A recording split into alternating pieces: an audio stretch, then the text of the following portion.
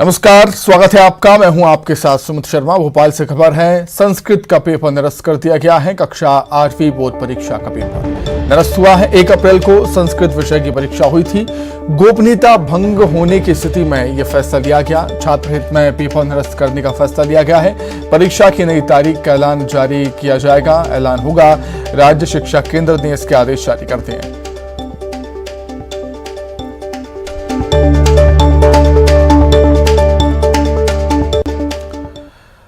इधर एमपी में 3 अप्रैल को होने वाली 5वीं और 8वीं की परीक्षा भी स्थगित कर दी गई। राज्य शिक्षा केंद्र ने इसके आदेश जारी कर दिए हैं और परीक्षा की अगली तारीख घोषित की जाएगी जल्द ही।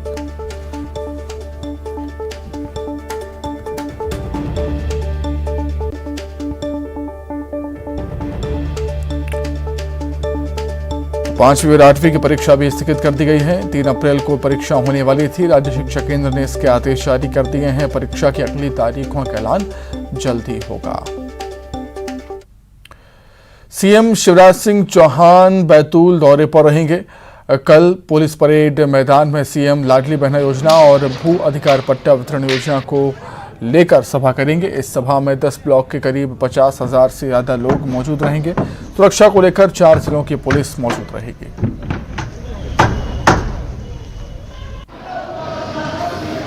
और यहाँ पुलिस ग्राउंड में आम सभा का आयोजन किया जाना है।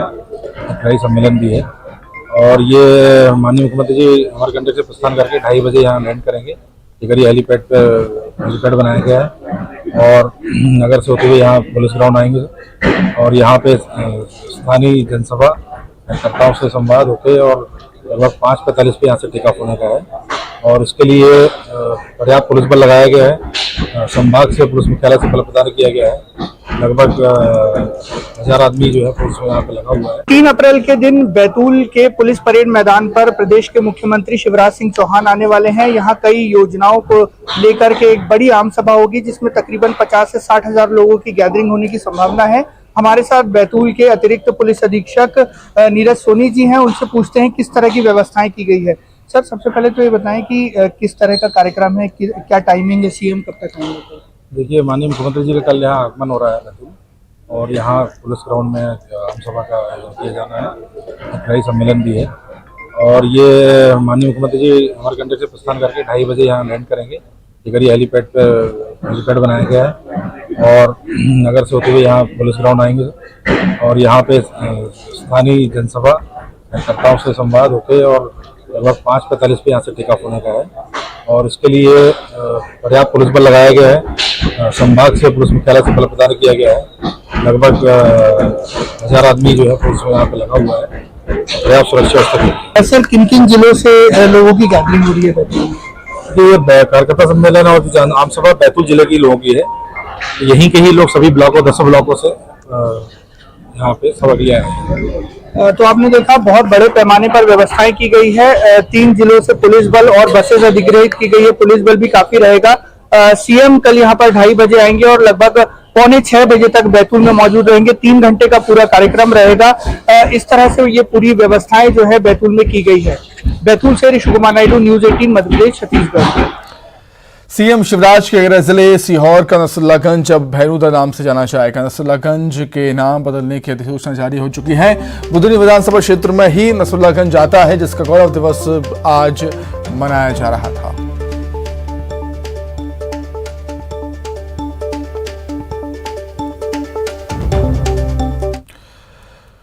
वहीं सीहोर के भैरूदा पहुंचे सीएम शिवराज सिंह चौहान ने शासकीय महाविद्यालय के नए भवन का लोकार्पण किया।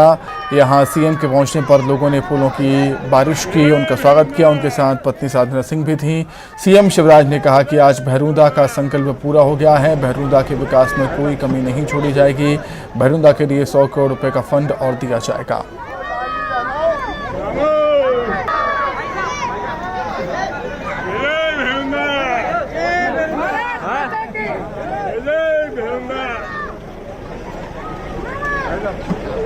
बच्चे चिल्ला रहे थे, मुझे कुछ समझ में नहीं आया पहले। भैरूदा भैरूदा, बाद में मैंने पूछा बात क्या है। मामा भैरूदा नाम करवा दो और उनकी बात मेरे दिल में सीधे प्रवेश कर गई। और आज मैं केंद्र सरकार को भी धन्यवाद देता हूं, प्रधानमंत्री जी को, गृह मंत्री जी को। हमने प्रस्ताव भेजा कि भैरूना मूल स्वरूप में लौटना चाहिए और वो प्रस्ताव स्वीकार हुआ और भैरूना वालों, आपका भैरूना आपके लिए लेके में आ गया। सागर में संत रविदास का मंदिर बनाया जा रहा है। इसके लिए बीजेपी चुनाव से पहले अनुसूचित जाति वर्ग के परिवारों तक पहुंचेगी। मंदिर बनाने के लिए एससी समाज को जोड़ा जाएगा। बीजेपी ने मंदिर के सहयोग के लिए 1 मुट्ठी चावल, 1 ईंट और 1 मुट्ठी मिट्टी लाने की अपील की है। बीजेपी यात्रा भी निकालेगी। मंदिर के लिए सहयोग जुटाने का अभियान इसी महीने शुरू होगा।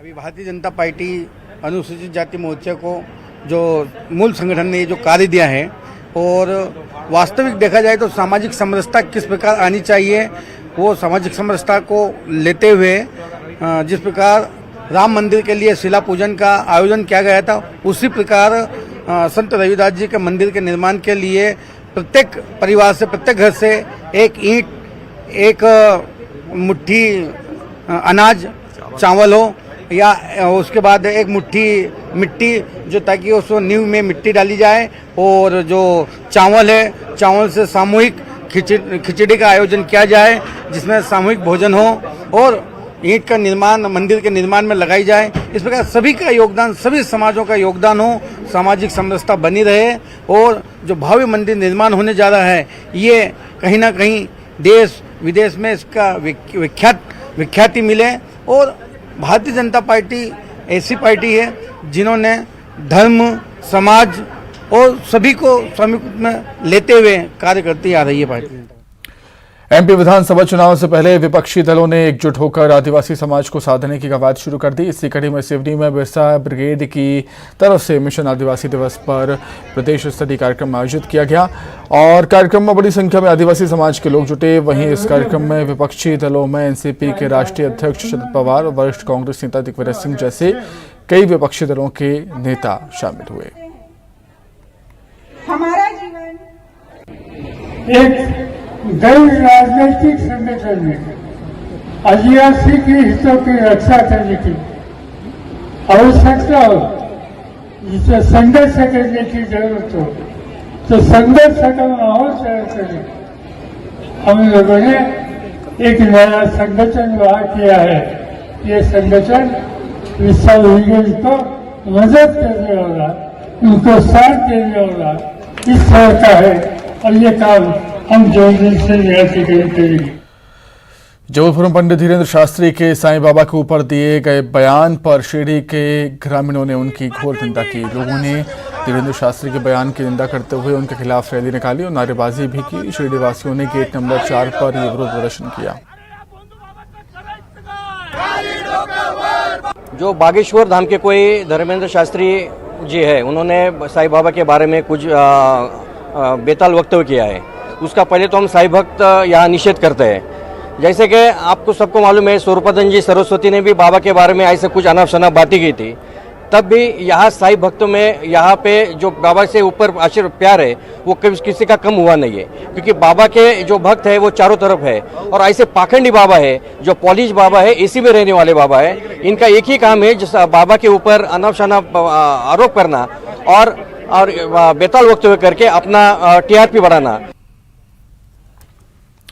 हरदा की खिड़किया में रेलवे स्टेशन पर एक हादसा हो गया जिसमें ट्रेन से कटकर एक युवक के दोनों पैर कट गए और युवक अपनी मां को महिला बोगी में बैठाकर चलती ट्रेन में दूसरे डिब्बे में जाने के दौरान पैर फिसलने से हादसे का शिकार हो गया। युवक को गंभीर हालत में अस्पताल में भर्ती करवाया गया।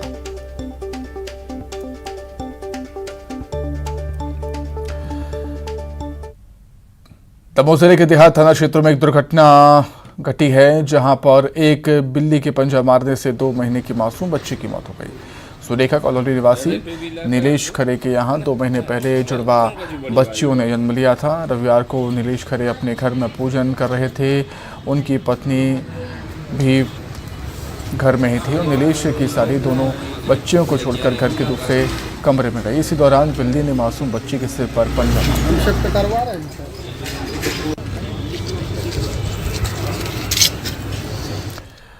मैहर में सरकारी निर्माण कार्य में बरती गई लापरवाही से एक मासूम की जान चली गई है। मैहर जनपद के तिदुहटा ग्राम पंचायत की तरफ से खोदे गए सोख्ता गड्ढे में गिरने से 2 साल की बच्चे की मौत हो गई। जिस वक्त ये हादसा हुआ, बच्चे के माता पिता फसल काट रहे थे और मासूम दूसरे बच्चों के साथ बोर के पास खेल रहा था।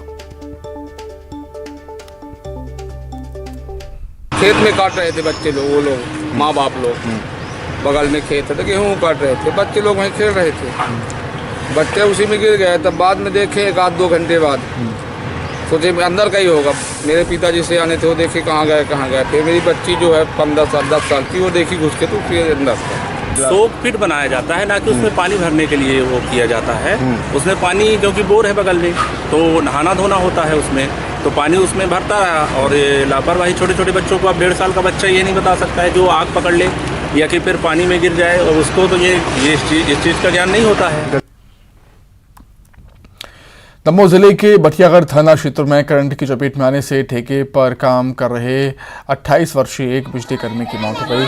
मामला आंजनी टपरिया गांव का है। बताया जा रहा है कि युवक पर लाइनमैन जनार्दन त्यागी ने बिना बिजली बंद करने का परमिट लिए बिजली सुधारने का दबाव डाला था, जिसके बाद युवक अरविंद लोधी बिजली का काम कर रहा था।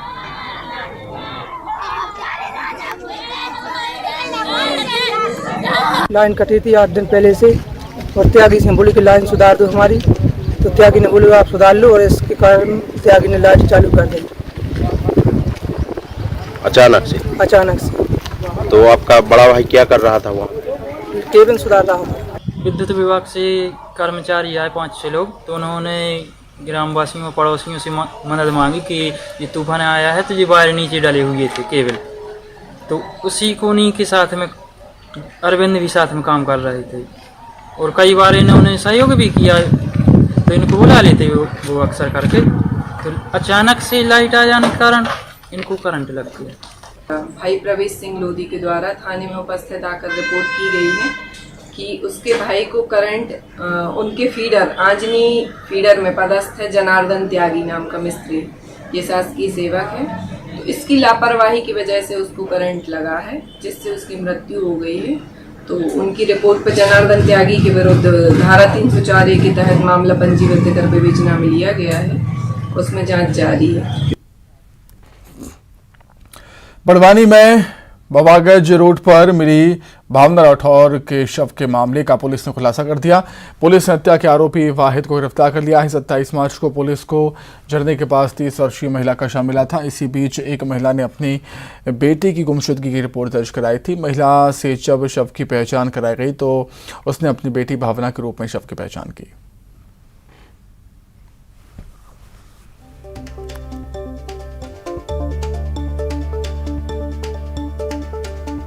लगातार पूछताछ के बाद वाहिद पिता यूसुफ ने अपना अपराध कबूल किया, और उसके द्वारा जो अभी तक जो हत्या का कारण बतलाया गया है वो मजदूरी को लेकर पैसे का विवाद बतलाया गया है।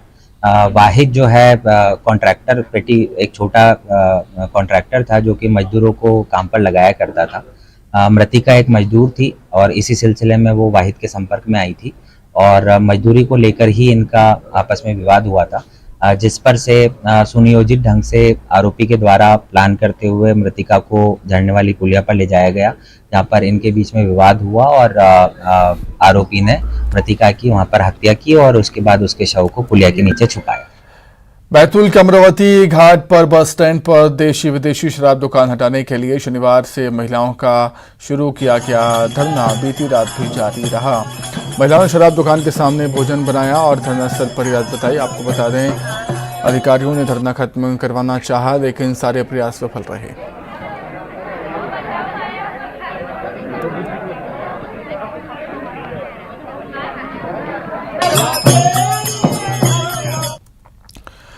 खरगोन जिले के बारूल में गेहूं के खेत में भीषण आग लग गई, जिससे करीब 7.5 एकड़ में लगी लाखों रुपयों की गेहूं की फसल जलकर राख हो गई। बारूल में किसान अनिल लशेटा के खेत में बिजली के तारों में शॉर्ट सर्किट होने से आग लगी थी।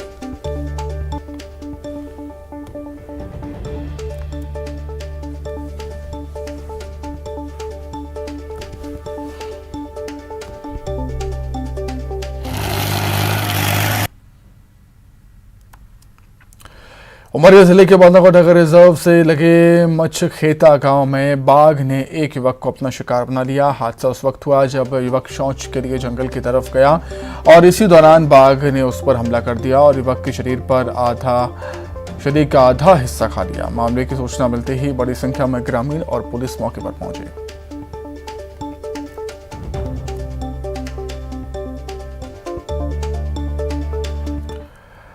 श्योपुर में बीती रात को नेशनल पार्क से निकलकर ओवान नाम का चीता विजयपुर इलाके के झार बड़ौदा के रिहायशी इलाके में पहुंच गया। ग्रामीणों ने चीते को प्याज के खेत में देखा, जिसके बाद पूरे इलाके में ग्रामीणों के बीच डर का माहौल बन गया है।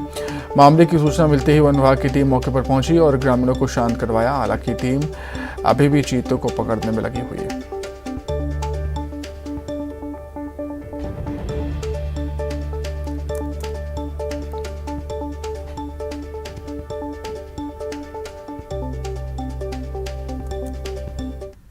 यहाँ पे चीता आ गया, मतलब सुबह लगभग 6-7 बजे के लगभग आया है, गांव वाले बता रहे थे और देखा है, कुछ लोगों ने देखा है, हमने तो नहीं देखा है।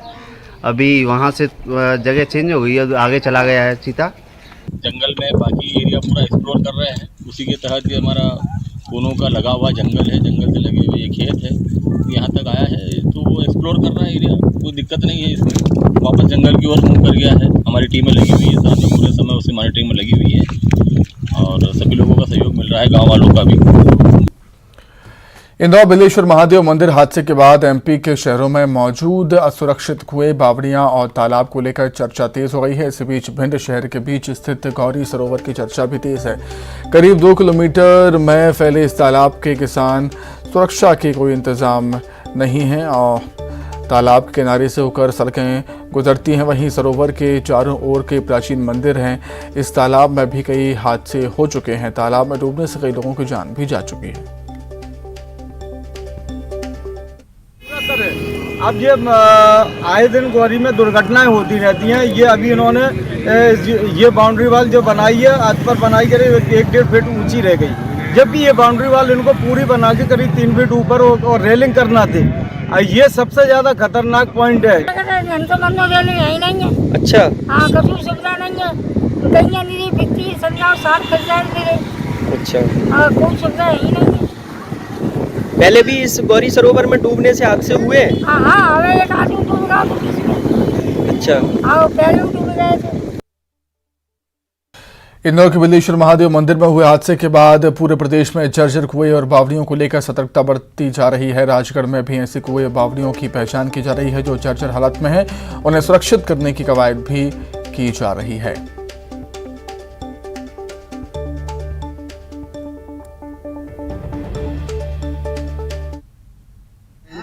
होली के लिए अपन होली जलाते हैं, तो उसमें 4-5 साल पहले जब इसकी सफाई कराई थी अपन ने, तो इसकी जो गार्डर थी पूरी की पूरी टूट चुकी है और पट्टी है पूरी की पूरी लटक चुकी है, जर्जर हो रहा है, कभी भी गिर सकता है, मतलब ये है। ऐसी जो भी बावड़ी होगी, जब घटना या दुर्घटना होने की आशंका होगी, वहाँ पर फेंसिंग या दीवार करवाकर उसको बंद करवा दिया जाएगा। जानकारी हमने भी लगवाई है, नगरीय क्षेत्र में भी, ग्रामीण में भी। अभी 2 प्राइमरी बाउंड्री हमें पता चली है, दोनों जगह हम जा रहे हैं। खुद आसपास जो भी अतिक्रमण भी निर्माण किया हुआ है वो भी हटाया जाएगा और इनको तो कवर कराया जाएगा, क्योंकि ये बिल्कुल एक खतरे की वही है, तो इसको कवर करा के हम लोग आसपास का जो अतिक्रमण।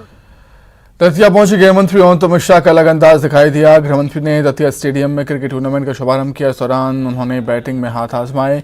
कलेक्टर संजय कुमार ने बॉल फेंकी और गृह मंत्री अनंत मिश्रा ने शॉट खेलकर टूर्नामेंट का उद्घाटन किया। इसके बाद पीताम्बरा प्राकट्य उत्सव के प्रचार रथ को हरी झंडी भी दिखाई और रथ को खुद चलाया भी।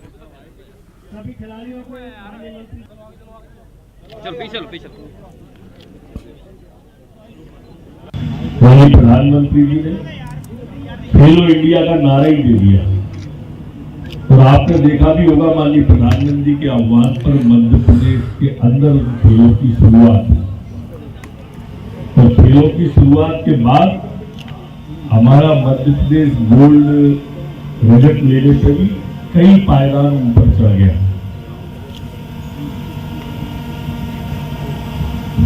कुछ लोग ऐसे होते हैं तो खेल को भी राजनीति में ले आते हैं। तो कुछ लोग ऐसे होते हैं जो राजनीति को खेल समझने लगते हैं। उज्जैन वासियों को जल्द ही महाकाल के दर्शन के लिए विशेष सुविधा मिलने वाली है। दरअसल स्थानीय निवासियों को मंदिर में दर्शन करने जाने के लिए अलग से व्यवस्था की जाएगी। महाकाल कॉरिडोर के दूसरे फेज का काम पूरा होते ही ये सुविधा शुरू हो जाएगी, जिसके बाद स्थानीय लोगों के मंदिर में जाने के लिए अलग दरवाजे से व्यवस्था की जाएगी।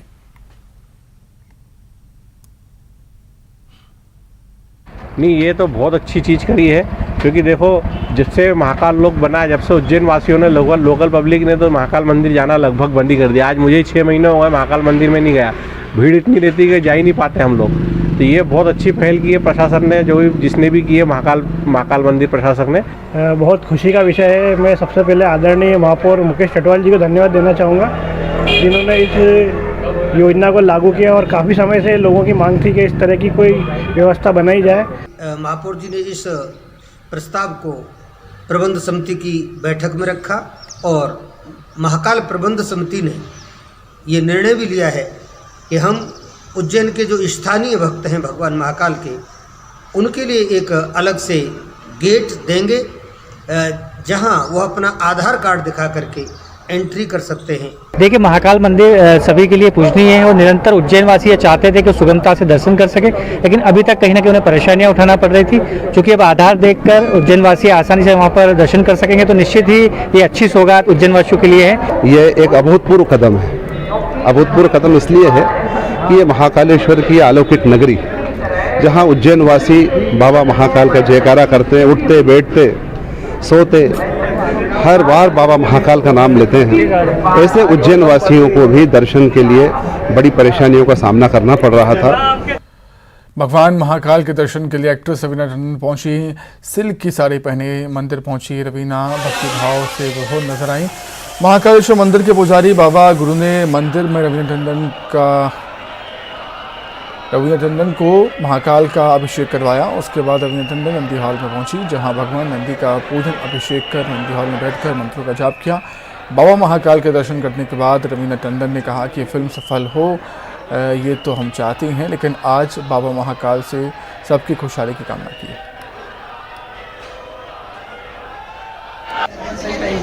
रवीना जी बताएं, आप महाकाल दर्शन करने आए, आपने क्या आज की फिल्म रिलीज हो रही है?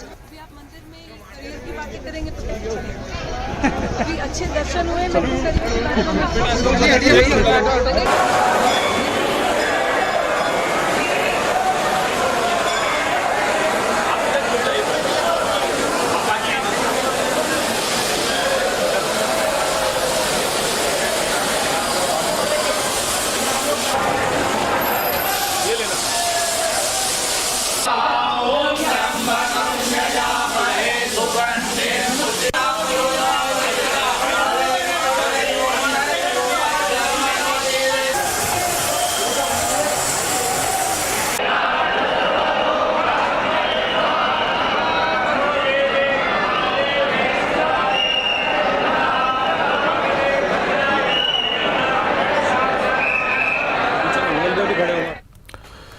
नीता मुकेश अंबानी कल्चरल सेंटर के उद्घाटन सेरेमनी में 3 दिनों में भारत और विदेश के तमाम दिग्गज एक्टर, मॉडल, संगीतकार, गीतकार और आध्यात्मिक गुरु पहुंचे और इस मौके को खास बनाया। आइए देखते हैं दिग्गज हस्तियों का NMACC को लेकर क्या कुछ कहना है। रघुपति राघव राजा राम पतित पावन सीता। 31 मार्च यानी वो दिन जब भारत के पहले मल्टी आर्ट सेंटर का आगाज हुआ। फिर रामनवमी के शुभ मौके पर विशेष पूजा पाठ के साथ कार्यक्रम को आगे बढ़ाया गया और तीसरे दिन यानी 2 अप्रैल को तमाम देसी विदेशी कलाकारों, आध्यात्मिक धर्मगुरुओं और कला प्रेमियों की मौजूदगी में कार्यक्रम का समापन हुआ। करीब 3 दिन तक चले इस कार्यक्रम में सिनेमा, क्रिकेट, संगीत से जुड़ी देश विदेश की तमाम हस्तियां शामिल हुईं। क्रिकेट के भगवान कहे जाने वाले सचिन तेंदुलकर भी कला प्रेमियों के लिए बने इस सेंटर के उद्घाटन समारोह के गवाह बने। फिल्मी दुनिया से वैसे तो लगभग सभी बड़ी हस्तियों ने नीता मुकेश अंबानी कल्चरल सेंटर के उद्घाटन समारोह के गवाह बने, लेकिन इनमें जो सबसे बड़ा नाम है वो रहे किंग खान यानी कि शाहरुख खान। सुनिए शाहरुख खान ने सांस्कृतिक केंद्र को लेकर क्या कुछ कहा। I just think, Neeta has spent so many years trying to get this. I've known, I think I'm wrong. I think 10, 12 years back we've been discussing this, and she's been talking to me. She showed me the blueprint. It was designed in a bigger way, differently. Now it's designed very differently, and it is such a spirit of passion here. It's such a journey of passion here, and someone who's followed art herself, and we all do follow art, but we don't create something which facilitates arts. So yeah, I'm also an artist. So many of us are artists, and she's taken time out, she's taken resources out, and she's put it into a place where it's going to facilitate arts even more. Cultural centre के आगाज के दौरान बॉलीवुड अभिनेता आमिर खान अलग look में नजर आए। Nita Mukesh Ambani cultural centre को लेकर आमिर खान ने तारीफों के पुल बांधने से खुद को नहीं रोका, और क्या कुछ आमिर खान ने कहा सुनिए। How does it feel to be here tonight, one of the first among anybody to come and witness this spectacular evening? Well, I'm most excited, since Neeta and Mukesh had told us about this very special theatre that they've been making. Since then, I've really been wanting to come and see it, and today's the first day, it's the opening night, and we're also looking forward to the play that they have produced and which Feroz has directed. So it promises to be a real spectacle.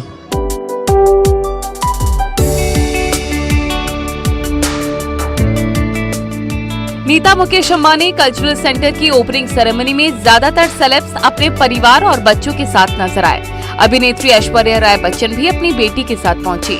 Nita Mukesh Ambani cultural centre को लेकर क्या कुछ कहा सुनिए। Neetaji has always done tremendously well in that area with kids, with her school, with constantly standing up for and propagating and celebrating India and Indian culture. So I think she's just taken that vision forward and even more gloriously and ready to do so much more. किसी जमाने में अपनी अदाओं से दुनिया को दीवाना बनाने वाली स्टार माधुरी दीक्षित भी कला केंद्र की कद्रदान नजर आई। अपनी अलग लुक को लेकर माधुरी जहां महफिल लूटती नजर आई, वहीं कला केंद्र की झलक ने उन्हें अपना दीवाना बना लिया। I thought, who better to do this? Today we'll see how Indian fashions and our designs and our textiles have, impacted on a very global platform. And I'm very excited to see that because a lot of designers are going to, showcase their talent here, and I'm looking forward to that. Film star Salman Khan भी opening ceremony में अपने अलग look में नजर आए, लेकिन सांस्कृतिक कला केंद्र की झलकियां देख सलमान खान भी कला केंद्र के दीवाने हो गए। एक्ट्रेस सोनम कपूर भी इस ऐतिहासिक मौके की गवाह बनी और कल्चरल सेंटर की ओपनिंग सेरेमनी में पहुंचकर अपनी मौजूदगी दर्ज करवाई। I've seen that it's at a world-class level, it's extraordinary, and it's so intrinsically Indian, but it's also just international. How do you think this will impact the cultural landscape of India? Well, honestly, I think anything to do with art and culture, helps in every which way possible to just make, India better and brighter. And Nita Mukesh Ambani cultural centre की opening ceremony में पहुंचे राजस्थानी लोक गायक मामे खान अपने Rajasthani look में नजर आए। कल्चरल सेंटर सेरेमनी की मामे खान ने तारीफ की। अंबानी जो परिवार शुरू से आर्ट एंड कल्चर को इतना प्यार और देते हैं, उसके बाद में उन्होंने ये जो इतना बड़ा ये कल्चर सेंटर खोला है, जो मोस्टली यूरोप में since 99 I'm playing, abroad, I played like 50-60 countries, played at Lincoln Center, I played at Sydney Opera, but I will say this is gonna be, India perform करें। Nita Mukesh Ambani cultural centre की opening ceremony में सदगुरु जग्गी वासुदेव ने भी शिरकत की। Centre की दिव्यता और कला के सबसे बड़े केंद्र को लेकर सदगुरु जग्गी वासुदेव भी अभिभूत नजर आए। India is so rich in arts, music and various cultural aspects, but I think bogged down by a certain level of economic depravity we've been stuck, but Now it's economic situation is an upsurge, so arts and music are coming up. So a center like this in Mumbai is a real boon. Bharat में अध्यात्म को नई पहचान दिलाने वाले स्वामी गौर गोपाल दास भी cultural centre की opening ceremony के गवाह बने। उनका मानना है कि नीता मुकेश अंबानी कल्चरल सेंटर भारत की कला और संस्कृति को विश्व स्तर पर नई पहचान दिलाएगा। By galvanizing all the creative community and bringing them together, it's so beautiful because people from different states of India, people from different backgrounds coming together to showcase their traditions, their culture, and of course providing so much employment, providing so many opportunities to artists. Beautiful. Nita Mukesh Ambani cultural centre को जिस तरह की लोकप्रियता और प्यार अभी से मिल रहा है, इस कला केंद्र में जिस तरह की सुविधाएं और विजन के साथ इसे लॉन्च किया गया है, उससे एक बात साफ है कि आने वाले दिनों में ये भारतीय कला और सांस्कृतिक क्षेत्र को यहाँ से एक नई पहचान मिलेगी। संगीत, कला, फैशन, नृत्य और गायन सहित हर विद्या को यहाँ मंच मिलेगा, ताकि भारतीय कला को वैश्विक मंच से जोड़ा जा सके। Bureau report, news 18।